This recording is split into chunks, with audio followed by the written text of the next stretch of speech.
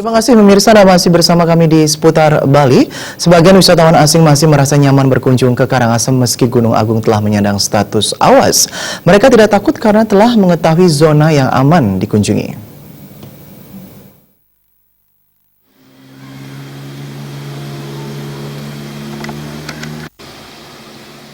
Wilayah Sidemen Karangasem memiliki potensi pariwisata yang luar biasa. Pemandangan indahnya membuat wisatawan tertarik untuk berkunjung. Tak sedikit akomodasi pariwisata seperti villa dan restoran didirikan agar wisatawan semakin nyaman menikmati keindahan alam termasuk pemandangan Gunung Agung.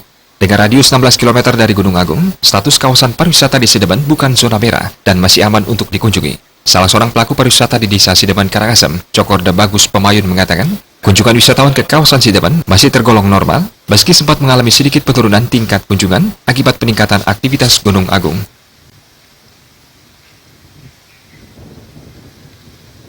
Di daerah Sidemen khususnya bule-bule tidak terlalu berpengaruh ya, karena mungkin dia beritanya juga zona sini kan tidak zona merah ya, jadi mereka kebanyakan tidak terlalu berpengaruh, jadi mereka merasa aman di sini.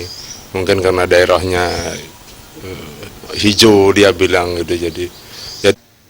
Salah seorang wisatawan, Andreas, mengaku tidak khawatir berkunjung ke Karangasem karena dirinya telah menerima informasi mengenai daerah-daerah yang aman dikunjungi, termasuk Sidemen.